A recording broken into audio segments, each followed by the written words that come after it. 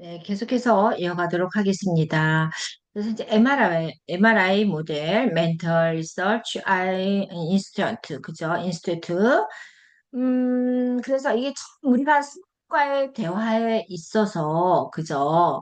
사람과의 대화에 있어서 이 내용보다는 내가 상대방한테 어떻게 말하고, 어떤 제스처를 얘기하고, 어떤 표현을 쓰고, 이 방식의 문제가 참 중요한 것 같아요. 그래서 사람을 들었다 놨다, 그죠? up and down, 그죠? 이게 그래서 내용보다는 사람의 기분보다는 기분상 이 방식이 중요한 것 같습니다. 그래서 문제가 잘못된 의사소통 과정에 있다고 판단해서 내용보다는 의사소통의 방식이 아주 아마 선생님들도 실생활에 있어서 많이 느끼고 체험할 거라고 보고 있습니다. 내가 말한 내용은 이게 아닌데 왜 저렇게 화를 내지? 그렇게 극한 반응을 보이지? 그러면은 그 표현 방식에 문제가 있는 거죠. 저 같은 경우도 그래요. 제가 목소리가 좀 똑똑똑 떨어지잖아요. 그죠? 이렇게 느물느물 그냥 막 흐르듯이 이렇게 제 목소리가 그런 스타일이 아니라 똥똥똥 하고 이렇게 하는 스타일이라 어떨 때는 저도 말하는 의사소통 방식에 있어서 문제가 있을 때가 있어요. 나는 이렇게 표현을 안 했는데 저 사람이 왜 저렇게 기분 나빠하지? 왜 그러지? 근데 내 목소리가 억양이 좀 듣기가 거북했노라고 얘기할 때가 있습니다. 그래서 저도 이왕이면 목소리를 좀 부드럽게 해야 되는데 잘 안 돼요. 잘 안 됩니다. 그래서 이걸 어떻게 바꿔야 될까요? 누가 그러더라고요. 5년 만에, 저희 평생교육원에 왔던 그 학생이 있습니다. 이제 신문을 통해서 인터넷 기사를 보고서 온 친구인데 저희 수업을 들으려고. 근데 이분이 이 선생님하고 제가 그저께 통화를 했어요. 그때 무슨 얘기를 하다가 옛날에는 몇 년 전에는 교수님 목소리가 너무 딱 부러졌대요. 근데 이제 뭐라 그러더라? 이제 목소리는 약간 스무스하게 뒤끝이 좀 나긋나긋하다고 좀 그런 표현을 하더라고요. 그래서 저도 의도적으로 사람들하고 얘기를 할 때 이 표현 방식에 좀 더 신경을 써야 되겠다는 생각을 해봅니다. 자, 우리 선생님들도 내가 상대방하고 의사소통을 할 때 나의 표현 방법이 혹시 나는 이렇지 않은데 어떤가? 라는 생각을 한번 해보세요. 저랑 똑같은 생각인지. 그래서 지금 MRI 접근 방식을 한번 보겠습니다. 접근 방식의 184쪽에 문제에 있어서 그죠? MRI, 그러니까 멘털 정신건강연구소요. 지금 접근 방식 첫째 문제에 있어서 항상 같은 해결 방식에 고착되어 문제를 더 유지시키는 정적 피드백 고리를 확인한다. 그죠? 문제에 있어서 항상 같은 해결 방식에 부착되어서 문제를 더욱 유지시키는 정적 피드백 고리를 확인할 수 있다는 걸 볼 수 있습니다. 둘째, 이러한 역기능적 상호작용을 유지하는 그죠? 역기능적, 그죠? 상호작용을 유지하는 가족 규칙이 뭔지, 그죠? 그거의 규칙을 잘 파악하자. 세 번째는 뭐예요? 가족 규칙을 변화시킬 수 있는 전략을 찾는다. 가족 규칙을 어떻게 변화시킬 수 있는가? 어떤 근접한 방식을 접목시킬 것인가라는 전략을 찾는다는 거죠. 그래서 여기서 봅시다. 지금 여기 바첼라비크와 바빌라스 렉슨이 1927년 뭐 인간의 의사소통 실용이라는 이 의사소통 분야에서 이런 책이 또 이렇게 또 내려오고 있습니다. 그래서 이 책은 의사소통에 관한 원리와 공리를 제시해서 큰 호평을 받았고요. 그러나 1990년대 이후 가족치료 분야에서는 뭐라?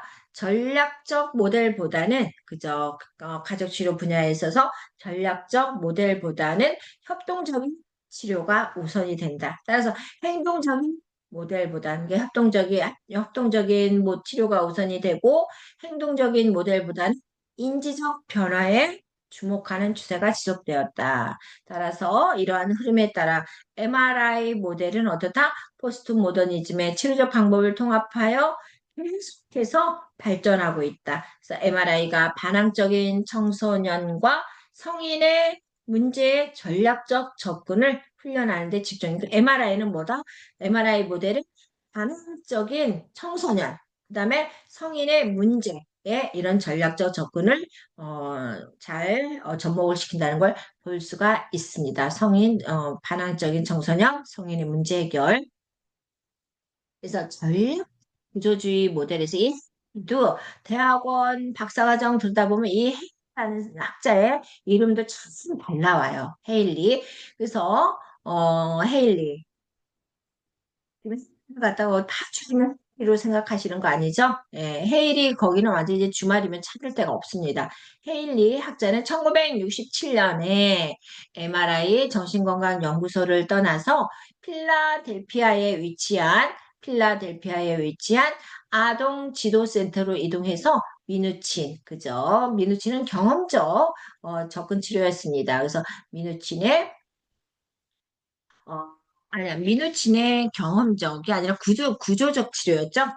경험적 치료는 뭐였습니까? 사티어였죠. 사티어의 경험적 치료. 민우진의 구조적 치료. 그래서 민우진의 협력하여 구조적 가족 치료를 여기서 같이 제시했다는 거. 따라서 이 헤일리는 가족의 위기 구조, 헤일리는 가족의 위계 구조와 세대 간 연합으로 헤일리는 가족의 위계 구조와 세대 간 연합으로 인해서 문제 해결하는 방식이 문제 해결을 하는 방식이 문제 해결을 하는 방식이 반복적인 과정에 갇히게 되어서 증상이 유지되고 악화될 수 있다는 점을 그러니까 여기서 어떻게 되겠어? 반복적인 과정에 지금 갇혀서 그 문제 어느 부분에서 부딪혀서 증상이 어떻게 돼? 계속해서 유지가 된다는 거죠. 나아져야 되는데 발전이 없고 변화가 없다는 겁니다. 그래서 증상이 유지되고 악화될 수 있다는 점을 강조한 게 웰리 전략적 구조주의 모델이라고 볼 수 있습니다. 따라서 헨리는 가족의 위계와 권력의 역할을 중요하게 생각. 뭐 하면 이 가족의 위계도 있어. 그 다음에 위계 구조.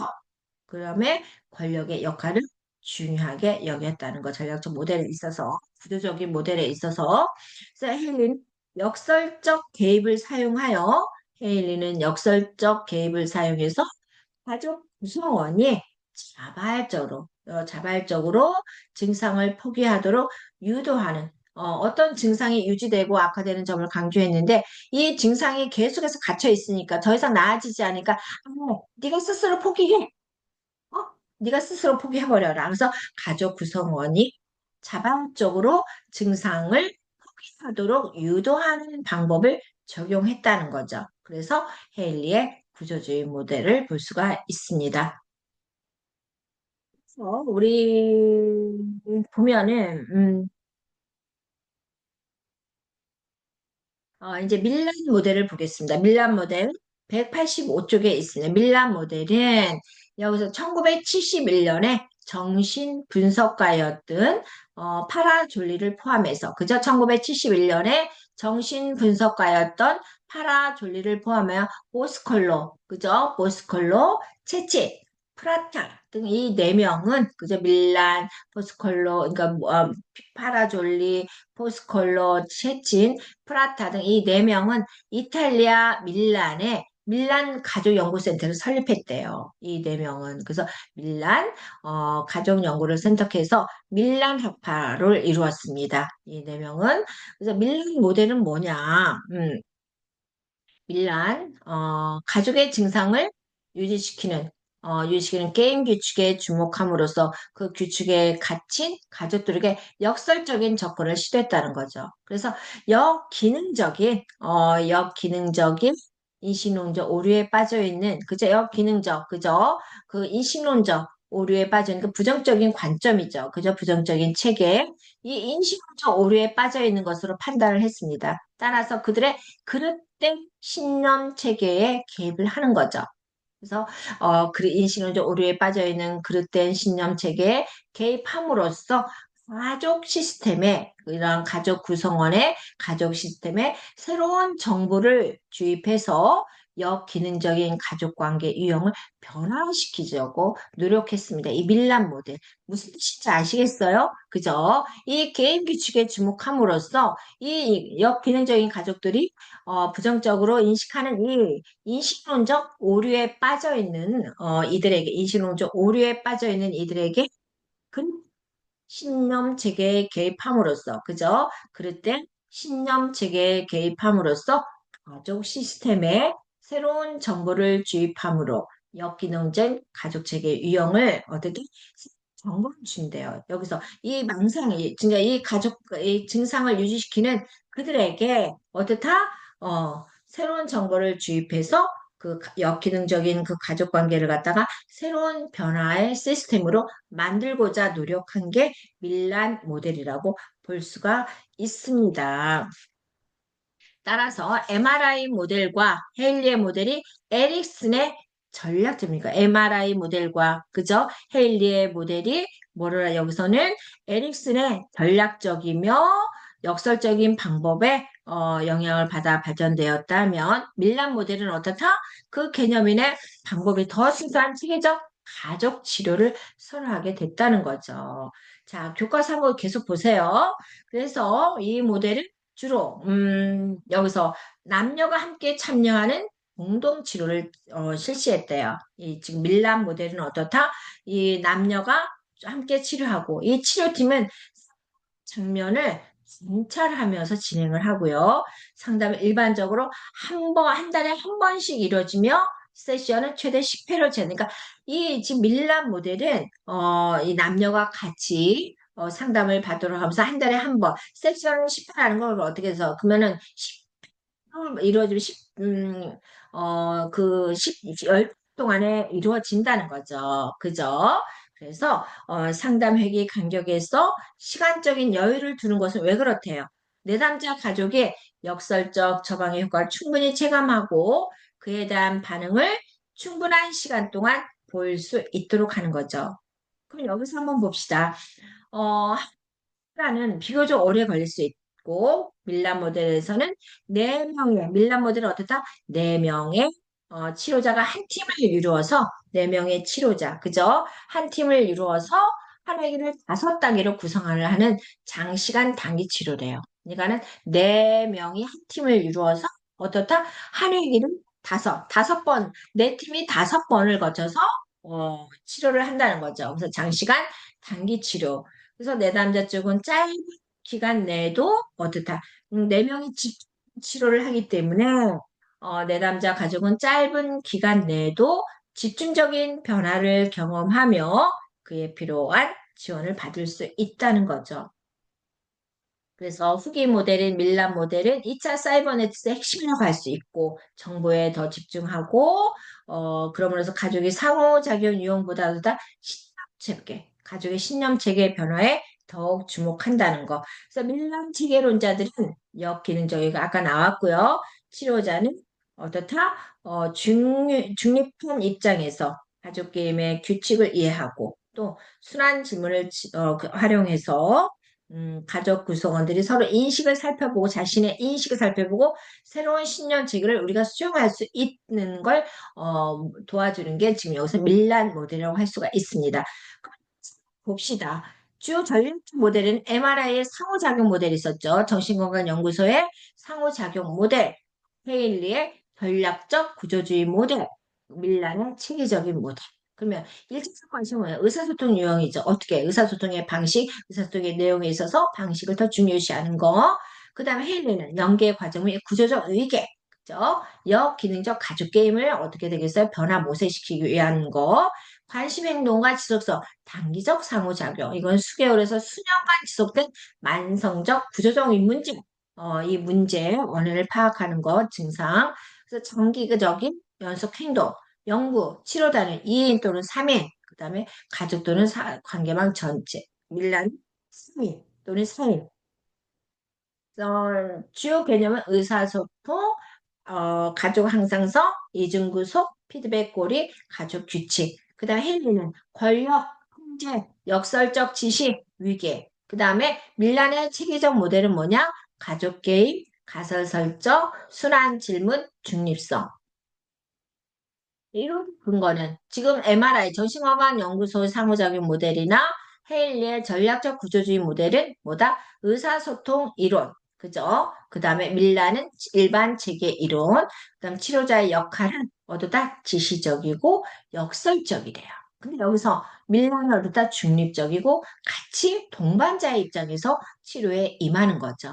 자, 치료적 개입 방법은 증상 처방, 치료적 이중구조, 그 다음에 역설적 지시, 재명명. 근데 밀란의 체계적 모델은 긍정적인 의미를 부여하고요. 순환적인 질문, 그 다음에 의식 불변의 처방.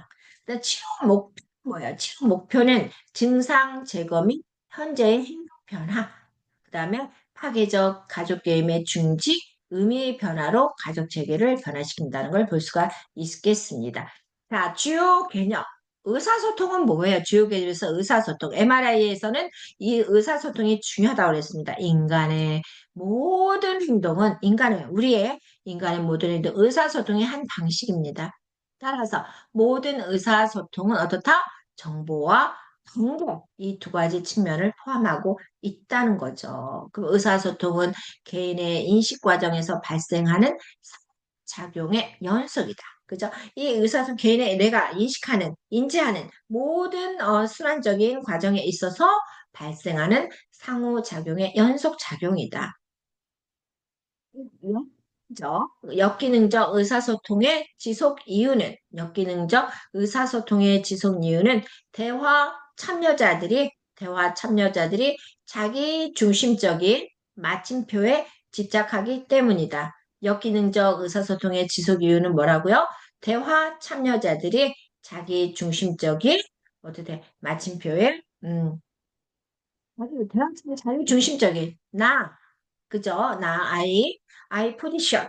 그래서 자기 중심적인 마침표에 집착하기 때문에 역기능적 의사소통이 지속 이유래요. 그래서 의사소통의 메타 수준은 모두 다 관계적 측면에 중요한 건 뭐라고요? 이 관계적 의사소통은 이 관계적 측면에 상당한 영향을 끼친다고 볼 수가 있습니다. 자, 이제 이중 구속을 봅시다.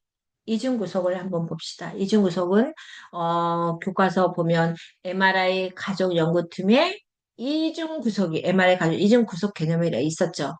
자, 이중 구속.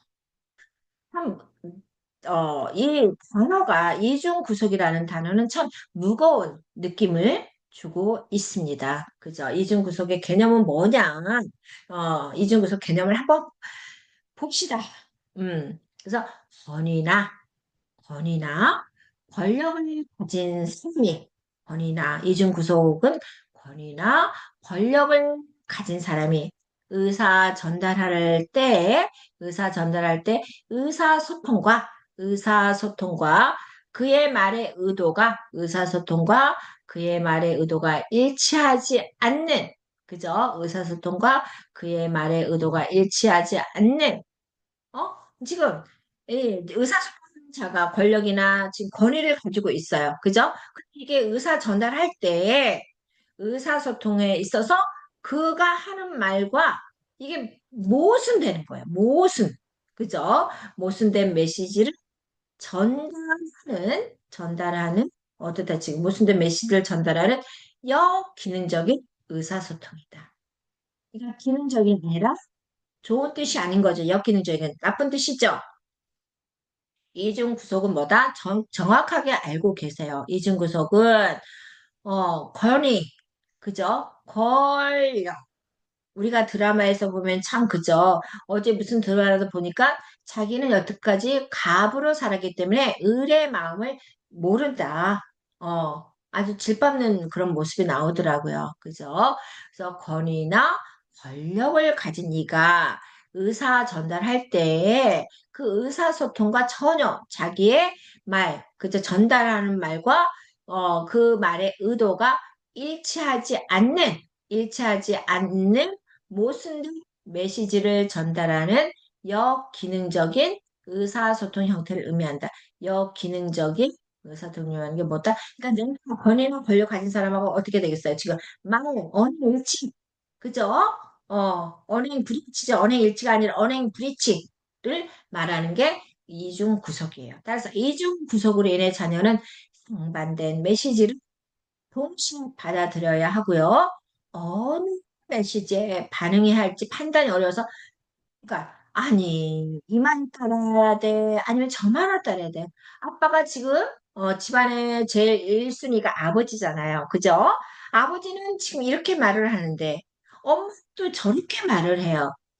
그럼 자녀들이 아빠를 따를까? 엄마를 따를까? 그래서 이러한 이중 구속으로 인해서 언행 불일치, 부모들로 인해서 이 메시지를 어떻게 받아들여야 되고 이 메시지에 반응할지 어떻게 반응할지 판단하기 어려워서 정서적인 혼란에 빠지는 게 뭐다? 이중 구속이라고 볼 수 있습니다. 그래서 책을 보면은 여기서 뭐래요? 부모나 윗사람들로부터 이중구속 메시지를 전달받을 때가 많지요. 그죠? 우리나라 같은 유교사상 문화를 가진 나라에서는 어떻다 이런 일이 발생하는 거죠. 아버지였죠, 권위. 말, 옛날에는 내 말을 따르라. 그죠? 사람들은 얼마나 힘들겠어요. 어느 수천 신부님 말씀을 들으다 보니까 처음에는 부뚜막에서 식사하시다가 그 다음에 이제 조금 많이 조금 이제 좀 환경이 좋아져서 방 안에 있는 밥상 그 밑에서 식사하시다가 엄마가 그 다음에는 어느 날 같이 식사를 하고 있더라. 그러니까 옛날 그 권위 의식이 너무나 그죠? 이 권위라는 게 너무나 막강했던 시기였습니다. 지금 그런데 그런 요즘은 그렇게 이 아빠의 권위가 살아 있습니까? 있는 집은 있겠죠. 그죠? 근데 요즘은 많이 흐물흐물 됐습니다. 그래서 가정 안에서나 부모와 자녀의 관계 속에서 끊임없는, 그죠? 부모와 자녀의 끊임없는 이중 구속이 반복되는 이중 구속 상황이 이 자녀들을 갈등과 혼란에 빠뜨려서 결국 이게 판단력이 힘들어지는 거죠. 끊임없는 사회적 판단력을 저하시키고 정신과 같은 역기능을 유발한대요. 이 구속이라는 단어에서 암시하는 거는 가정 환경이, 그죠? 그 가정의 문화, 이게 어마어마하게 중요하다는 걸 볼 수가 있습니다. 그래서 저희 보면 저희 아들이 초등학교 5학년 때 트럼펫을 배우기 시작했어요. 트럼펫을 애가 좀 곧잘해요. 그죠? 트럼펫 곧잘해서 어느 교회에 가서 뭐 어메이징 그레이스 해가지고 트럼펫 막 연주하고 그랬어요. 근데 애가 얘가 다 그걸 가르치고 싶어 하는 거예요. 취미로. 취미로. 그래서 이제 저희 집에 그 방음이 되어 있습니다. 우리 딸이 이제 피아노 예중예고 나왔기 때문에 방음이 되어 있는데 이 아이가 이 아이가 한 11시에 같이 텔레비 보고 있다가 초등학교 때, 무슨 라면 애가 하고 그 방으로 가는 거예요. 근데 우리는, 완전 방음이 때문에 트럼펫 소리는 거실에까지 들리지가 않아. 애가 지금 이렇게 살펴보니까 엄청 애가 스트레스를 받고 있어요. 그리고 아빠가 올 시간이 되면은 막 연습 안 했다고 생각했는데 가서 연습하고. 그럼 애 아빠가 내가 지켜봤어요. 왜 그러지? 그랬더니 애 아빠가 아무리 늦게 들어, 너 오늘 연습했니? 물어보는 거죠. 그냥 거짓말 수가 없으니까 방에 들어가서, 어, 야, 괜찮아. 잘해. 이렇게 옆에서 얘기를 하고 있고. 부모가 서로 상반된 의견을 제시하니까 애가 헷갈리는 거야. 그래서 제가 우리 아들한테 그랬어. 또 아빠 앞에서 정확하게 얘기해라. 하고 싶지 않다고 얘기를 해. 제가 방법을 가르쳐 주는데 아빠가 물어보면 아니요, 그냥 할게요. 내가 오는 거더라고요. 이 저희 아들한테 맞는 이중 구속이었던 거예요. 부모가 일치는 모습을 보여줘야 되는데, 아빠는 모습, 이 엄마의 모습이 달랐던 거죠. 이게 정서적인 혼란이 왔습니다. 뭐가 왔겠어? 그래서 그 다음에는 머리 흔드는 틱이 왔어요. 그래서 제가 젊은 엄마들한테 늘 그러죠. 아이의 니즈에 맞는 교육을 시켜라. 그래서 자꾸 얘기하는 것도 그 이유입니다. 제가 그 과정을 겪어왔기 때문에 저 같은 실수는 하지 말라고 메시지를 보내고 싶습니다. 제가 만약에 애를 하나 다시 낳을 수 있다면 저는 진짜 어 처음 키울 것 같아요. 물론 애를 갖지도 못하겠지만 만약에 만약에 근데 지금 우리 손주가 이제 그 돌 되는데 은행 중에 저의 본색이 나오더라고요. 사실 안 진짜 할아버지잖아요. 근데 어, 애 영어 좀 보내고 싶어 하더라고요. 그래서 내가 도와줄게. 애한테 애가 그러더라고. 엄마, 나는 아이 그렇게 키우고 싶지 않아. 음. 그래서 자기의 교육 체계도 우리 딸이 엄마의 모습을 보면서 만족한 것 같아. 엄마 같지 않게 자기는 아이를 키우고 싶다라는 그런 모습이 강하게 저한테는 전달이 돼요. 그런데 이 못 버릇이 또 스스로 올라가는 거야. 자식이 했던 그 나쁜 버릇이 이 손주한테 어필이 되려고 그러더라고요. 그래서 이러한 이중 구속으로 인해서 자녀는 숙면된 메시지를 동시에 받아들여야 해서 어떻게 반응해야 될지 판단하기 어려운 정서적인 분란에 빠질 수 있다. 그래서 아이들이 요즘 어떻게 돼요? ADHD, 그다음에 손 물어뜯고 머리 흔들고 그 친구 아주버님이 강남에서 정신의학과 저기 저 뭐지, 그 의원을 하셔요. 그러면 이렇게 상담하러 오는 부모들한테 그러면 돼. 네가 미친 여자다. 당신 미친 거다 하고 아주 그냥 강하게 얘기를 한다고 하더라고요. 그러면서 그 친구가 하는 말이 너 우리 아주버님한테 만약에 가면 너 욕 다 바가지로 먹고 올 거다. 그런 얘기를 했었습니다. 그래서 이중구속으로 인해 자녀는 정서적인 혼란을 빠질 수 있다. 그래서 어느 한쪽의 메시지를 반응하면 다른 쪽의 메시지를 위반하는 상황이기 때문에 말은 결국 실패를 줄 가능성이 있어. 따라서 언어적 메시지, 비언어적 메시지 간에 상반되는 경우가 많다. 여기 한번 봅시다. 부모가 인생의 전부는 아니지. 그렇지. 넌 성적에 대해 너무 실망하지 마. 부모가 자녀에게 이렇게 말하죠. 야, 성적으로 인생은 될 수 있는 걱정하지 마. 어, 너무 실망하지 마.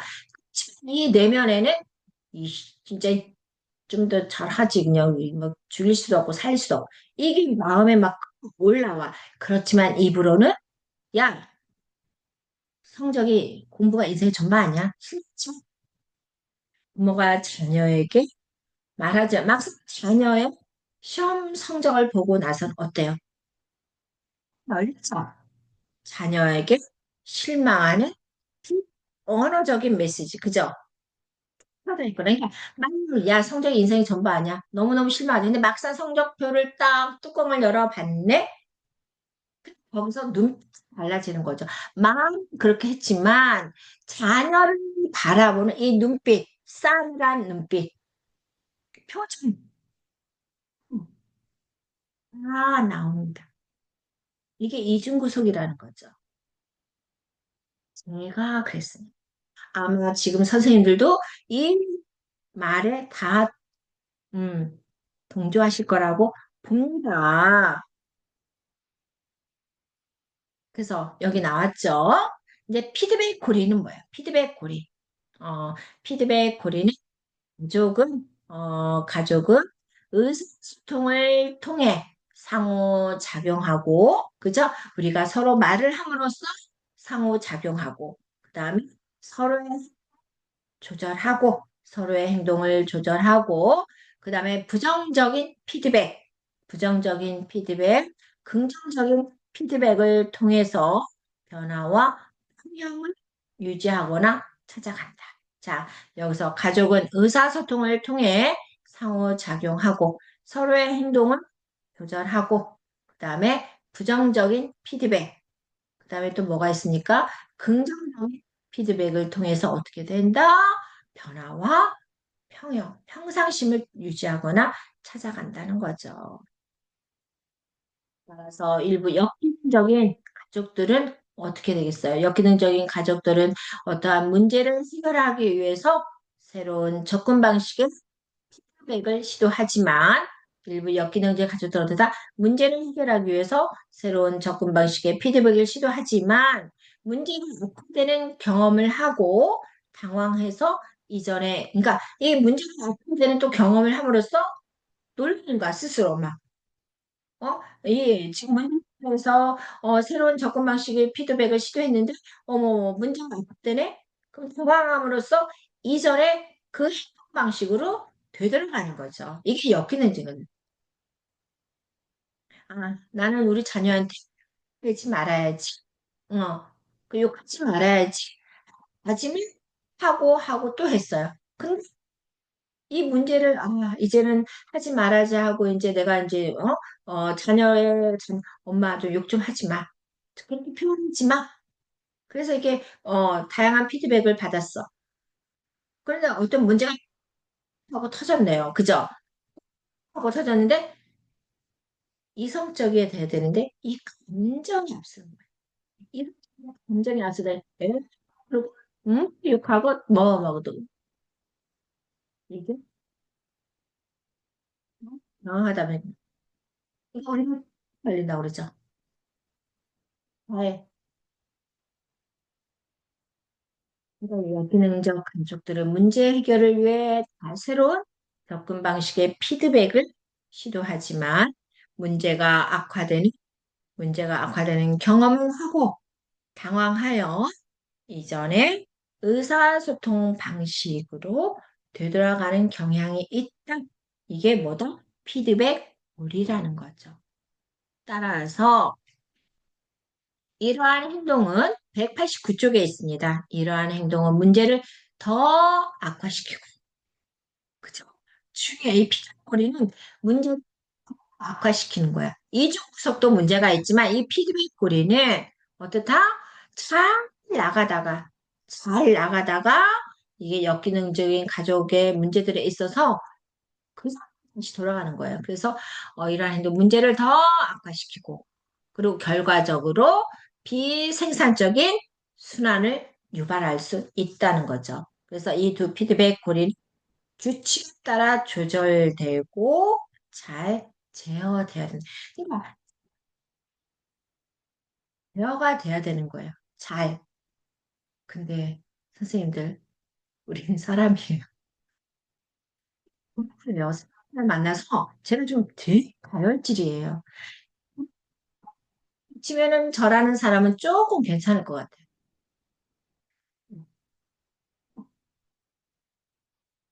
그 저는. 그래서 문제를 10번 잘하다가 한 번 잘못해도 이게 공든탑이 무너진다는 게 딱 그 소리예요. 너무 잘했어, 그동안 그 사람한테. 어느 순간 내가 뭐 그런 모습이 아니야. 그러면 나도 모르게 예전의 모습대로 그냥 그대로 행동을 한단 말이에요. 그러니까 항상 마음을 정화시키고 제어하고 잘 유지할 수 있게끔 이게 잘 가야 되는데 이게 올라오는 거죠. 그거예요. 잘 제어해야지. 잘해야지. 그러다가도 그 전에 방식으로 얘들아 의사소통 방식 저는 의사소통을 좋아하냐면은 내가 뭐 어떤 문제 해결에 있어서 이건 아니다. 상대방의 이건 아니다. 라는 생각을 하면은요. 그 다음에 목소리가 되게 사람적으로 변해버리는 거예요. 제가 많이 힘들 때가 많습니다. 왜? 목소리가 좀 부들부들하고 야들야들해야 되고 상대방들이 듣기 좋아야 되잖아요. 그런데 이게 아니다 싶으면 목소리가 딱 사무적으로 정확하게 내 생각을 전달해야겠다는 그런 강박관념이 있는 것 같습니다. 그래서 피드백 콜리는 지금 저를 두고 하는 얘기 같아요. 자, 저는 우리 선생님들, 그 다음에 이제 가족 항상성, 가족 규칙 189쪽 다음 시간에 뵙도록 하겠습니다.